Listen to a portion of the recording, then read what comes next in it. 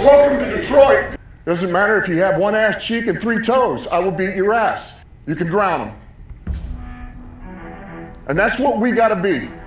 That's who we have to be. Because that's our domain. That is our domain. Because we'll tread water as long as it takes to fucking bury you. Takes the snap, turns, gives to Montgomery, right side, end zone, touchdown, Detroit Lions! Yes. We are driven by Detroit. Hello, Detroit Lions friends, fans, and family members. Welcome on back to yet another episode of MCM Motor City Mania. I'm your host, David T. Pike. And as always, we're diving on in. So for this episode, folks, we're going to be talking about something that's kind of happened over the last, I'd say about a week and a half, maybe even 2.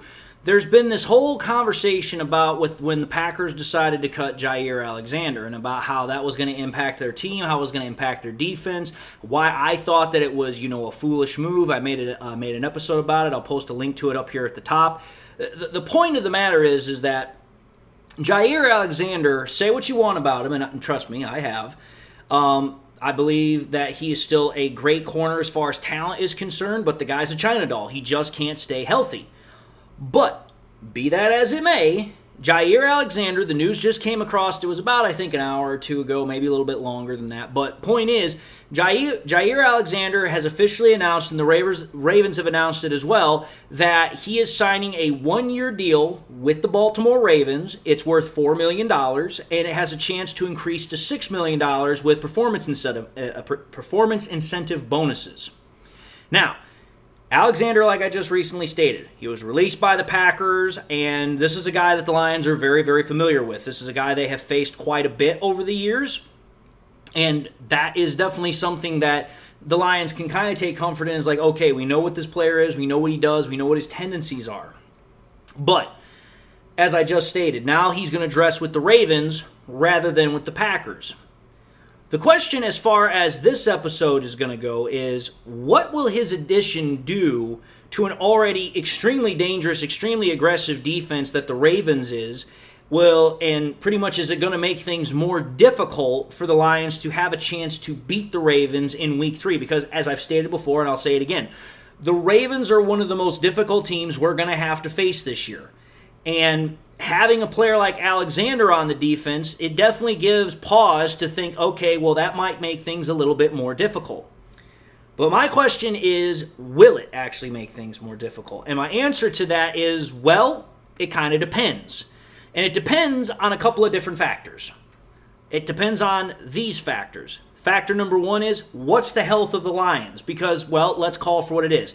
You want to make sure you have your players out there. You want to make sure you have the majority of your players out there. If not the majority, all of your players out there. And you want to make sure they're healthy, they're able to play, they're able to perform. And that was definitely something that the Lions had to deal with last year. Everybody knows about it. We've talked about it quite a bit. But the point of the matter is that the Lions are coming into this season, and all of their players that are primarily going to be of consequence are going to be able to play. They're going to be healthy. And that should make a huge difference when we play the Ravens. Because it's like, okay, all the guys on defense primarily that we were missing last year as far as when we went into the playoffs, when we were in the playoffs and down the stretch of the regular season, we're going to be getting those guys back. The only guy that we're not going to be getting back is going to be Rodrigo. And Rodrigo, as if I recall correctly, Dan Campbell stated, he's not going to be back until sometime around Thanksgiving. So it's like, okay, we're not going to have him, but we should have McNeil back. We should have Robertson back. We should have all those other guys that we were missing that were of huge importance to us. Obviously, we already have Hutch back.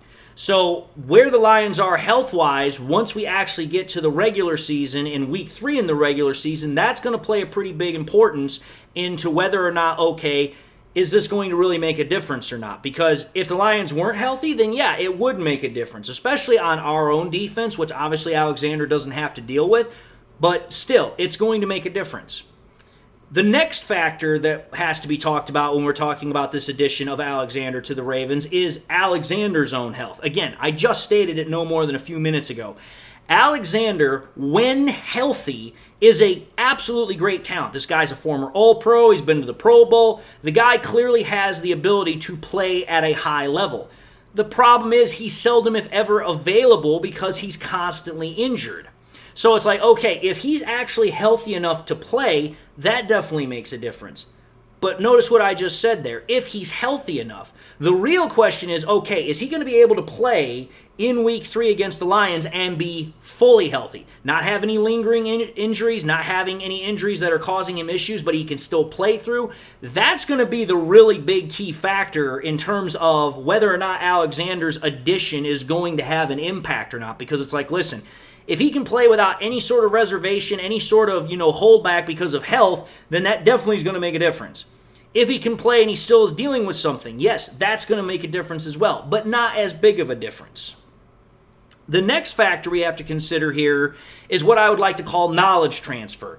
The knowledge transfer of Alexander getting from, the Ravens defense. Because, again, if he should happen to play, that is a big factor. But the real question is, how quickly is he going to be able to pick up on the Ravens defense? Because let's understand something here. The Ravens are a 3-4 defense.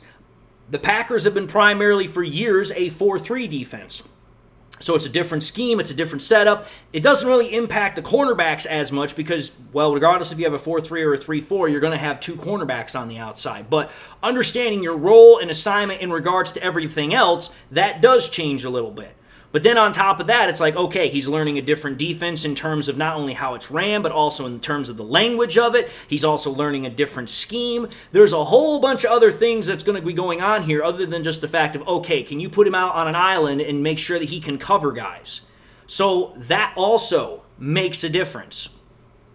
Then the opposite side of that coin is the knowledge transfer for the Ravens defense from Alexander in regards to the Lions offense. Because let's call it for what it is. Yes, the last time we played the Ravens, they absolutely spanked our ass. They just absolutely destroyed us.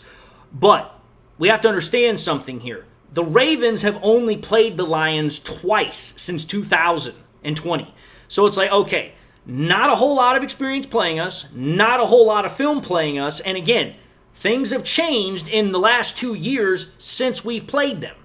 So it's like, okay, that is going to be something to consider because Alexander obviously has a lot of knowledge as far as how the Lions like to do things, what they do, being in meetings, being in preparation, and all that stuff for the Lions, even if he didn't play. So I guarantee you there's definitely going to be a knowledge transfer to some degree from Alexander towards how the Lions play. But then the final factor we have to talk about here is how fast can the Lions offense start hitting on all cylinders going into 2025? And the reason I bring this up is because if we go back to the beginning of last year, everybody remembers the Lions offense, it started out really slow last year for us. We really didn't hit our full stride until week 4 when we played the Seahawks. The first game against the Rams, it was kind of like ho-hum, not really that great. And then when we played the Bucs in week 2, it was like, okay, something clearly ain't right here. Then it started to pick up a little bit when we played the Cardinals, and then when we played week 4 against the Seahawks, we were off to the races. And again, I've said about this in the past, but I believe that a huge component of why that was the case was when we finally got Tim Patrick to assume the important job of the wide receiver 3 job. And again, I know some people are like, well, why would wide receiver 3 be a big job that is a big component of why this offense would work? The reason why is because, again, you have to go back to when Josh Reynolds was here. Josh Reynolds was not the biggest player in terms of production. He wasn't the most flashy, but he did a lot of things in regards to making our offense work. Because the wide receiver 3 position, it opens up stuff for other guys. It opens up stuff for the tight end. It opens up stuff for other wide receivers. It's an important job that is kind of a self-sacrificing job, which allows other guys to get more opportunities to actually, perform. And the Lions struggled mightily in the first couple of weeks and also in training camp preseason to try and find a guy to actually, fill that role of the wide receiver 3 position. We went through Donovan Peoples-Jones. We went through also, Allen Robinson and some other guys until finally we got Tim Patrick, and then he clearly, separated himself in being that guy for us to take over. And once he officially actually got into the starting lineup and was actually able to show what he could still do, that was when the offense really took off because his presence being a viable threat. It opened up options, like I said, for Amon-Ra St. Brown. It opened up other options for JMO. It opened up further options in the running game because, again, we need wide receivers that are able to block. And that's part of that self-sacrificing role that the wide receiver 3 position in our offense has. So even though it's not a big position like, Amon-Ra St. Brown or JMO or Sam Laporta or something like that, it still has a huge role because it opens up things for other players. Well, contrary to last year, we don't have to worry about this. We don't have to worry about that problem this year. Tim Patrick is in camp. He's healthy. He knows the offense. The Lions don't have to worry about that. Plus, on top of that, they also have Isaac Tesla in camp. Tesla, again, he is, as I have stated in the past, and I know other people have agreed with me, he is going to be the natural successor to Tim Patrick when he's done here, which probably this is going to be his last year. So again, the Lions already have that wide receiver 3 position taken care of, and on top of that, they have plenty of weapons in which they can further exploit within their offense to ensure that they're in a good position offensively when they get set to go up and play against the Baltimore Ravens' vaunted defense. And in my opinion, the Lions, when we play against the Ravens, the best thing about it is that, okay, all the guys that we're playing with right now, they are 100% fully ready to go. And I'm not talking about health. I'm talking about their experience. I'm talking about their ability to play at a high level. Because again, like I said, in 2023, we got our asses handed to us by the Baltimore Ravens. But let's consider something here. The dynamic of our offense is completely different in terms of our player personnel experience than what it was in 2023. Jahmyr Gibbs was a rookie. Jahmyr Gibbs didn't really get as much of a presence in the beginning of 2023 because we were leaning more heavily on David Montgomery. Now it's a lot more of a balanced effect, but Jahmyr Gibbs, being the kind of player that he is, it's like, listen, instead of not having to worry about him as much in 2023, you definitely now have to worry about him. You definitely now have to make sure you know where he is at all times on the field. The same thing is also true for Jameson Williams. Jameson Williams wasn't nearly as a prolific player in 2023 comparatively to what he is now. Again, he was just starting to kind of get into, a more of a prominent effect within our offense, but it really didn't happen until last year. Now this year, he is securely the number 2 wide receiver, and everybody's expecting him to have a big breakout season. So again, there's a lot of things that are different in terms of how our guys are in terms of their experience to where they were in relation to the 2023 matchup versus now. But the main issue in regards to whether or not Jaire Alexander's presence is going to make a difference is also going to be in relation to our offensive line. Again, what has been that long-term saying when it comes to defense? The best friend of a good pass attack, or the best friend of a good pass coverage on defense is a good pass rush. And the best friend of a pass rush is having good pass coverage. Those two go hand in hand. Well, let's understand something here. The Baltimore Ravens last year, their pass coverage defense was kind of a little bit of a mixed bag. This was a defense last year in pass defense that was ranked 31st in passing yards given up. And they were also tied 19th in passing touchdowns given up. So definitely not good in that regard. But on the opposite side of that coin, they were ranked 8th in completion percentage given up, and they were ranked 6th in sack percentage, along with 2nd in total sacks garnered and quarterback hits. So again, what that tells me is that if, Jaire Alexander is going to have an impact on this defense, it's also going to be contingent upon how well the pass rush works against our offense, and that is very contingent upon how well our offensive line is able to hold up against the Ravens pass rush. Now, I know some people are going to be like, oh, well, without Frank Ragnow, we don't stand much of a chance. Okay, I understand what you're going to say there, and again, I'm not overlooking that. But let's understand something here. Graham Glasgow has played center before. He has a lot of experience at it. In fact, he's played a lot better at center in some instances than he has at guard. And again, it's my understanding, it's my belief that, hey, you know what? Mahogany, who did very well for us filling in for Zeitler last year when he was injured, he's probably going to go into that left guard position that Glasgow had last year. And I have full faith and confidence in him. And then we just drafted Tate Ratledge. Tate Ratledge is probably going to fill in the right guard position. And this is a big behemoth of a guy who is very, very good in pass protection. He's also pretty damn good in run protection. So again, I understand where people are going to be concerned in being able to go up against this Ravens pass rush, but it's like, listen, let's not put the horse ahead of the cart here. It's like, yes, Frank Ragnow was a great player, probably going to go into the Hall of Fame at some point. He was one of the best centers, if not the best center of his generation when he came out.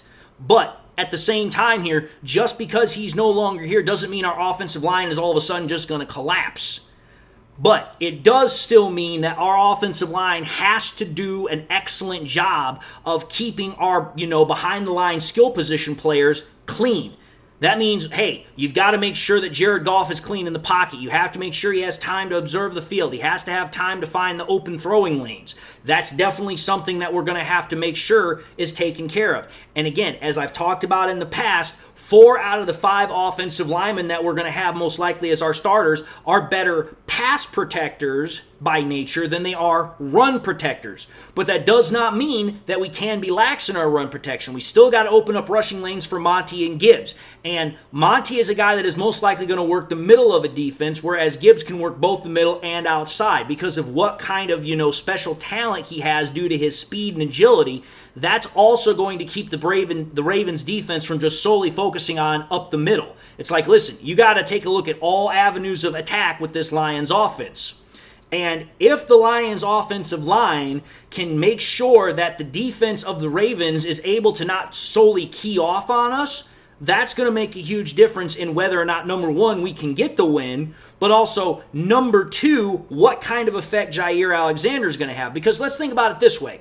If our offensive line can keep, the rushing lanes open, it can keep Goff protected, that is going to diminish what potential effect Jaire Alexander is going to have. Because, again, let's understand something here. When Goff is kept clean, and even when you blitz him, he's one of the best quarterbacks in the NFL. This is a guy that literally can tear apart defenses like they're, a Thanksgiving turkey. So keeping Goff protected in that sense is definitely going to help. But also making sure, hey, we can keep a consistent running attack. We can keep the defense guessing. Also using that running attack to take advantage of Goff's best ability as a quarterback, which is the play-action offense, the play-action passing. So again, how our offensive line works in regards to all that is really going to determine what kind of effect, Jaire Alexander would have on the game if he's actually able to play the game against the Lions in Week 3. And then on top of that, I take a look at this move, and, I am a Lions podcaster, so naturally I'm going to think about what it means for the Lions. But I take a look at the move that the Ravens made by signing Jaire Alexander, and I see it as them kind of recognizing that, okay, our passing defense last year, while it had some things to hang a tat on as far as the coverage is concerned, it definitely needs room for improvement. I mean, when you're 31st in passing yards given up, that's not good. You need to get better guys. You need to have guys that are able to maintain more sticky coverage and making sure that wide receivers are not just getting all these chunk yard plays, which is obviously what happened last year with the Ravens' pass defense. Well, the reason I'm bringing that up is because if you take a look at the freaking Ravens' first half of their schedule before they hit the bye week, they're playing against a lot of damn good quarterbacks. They're playing against Josh Allen. They're playing against Jared Goff. They're playing against Patrick Mahomes. They're playing against Matthew Stafford. They're playing against a lot of guys that have a lot of good weapons that can tear apart a defense, even if it is as good of a defense as the Ravens is.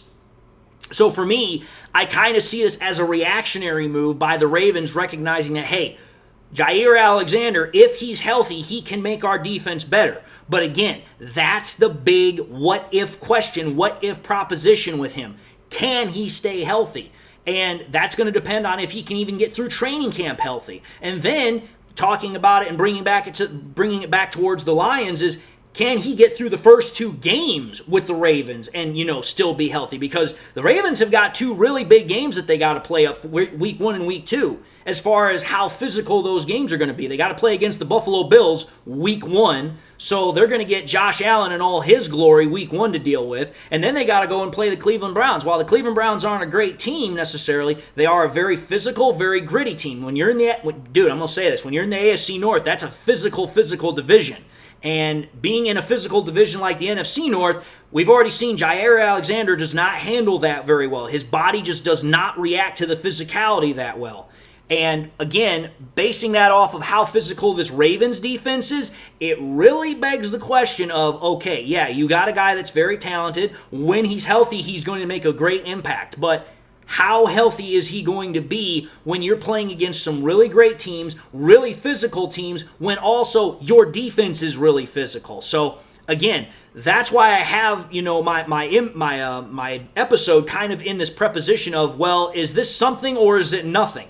It could be something, but based upon the history of Jaire Alexander, it also could be a lot of nothing as well. Alexander's a big name, but there's a lot of big questions that come with that big name in regards to his availability. But anyway, folks, I just wanted to talk about this, just wanted to put my thoughts out there. I don't know what people are going to think about it. Some people might think it's not all that big a deal. Some might think it's actually rather interesting. Some might think it is a big deal, but we'll see. Having said that, I'm going to end this episode and say thank you all for watching in another episode of MCM Motor City Mania. If you like what you saw, by all means, I highly encourage you all to watch the next episode. Also encourage you all to do this: like, comment, and subscribe.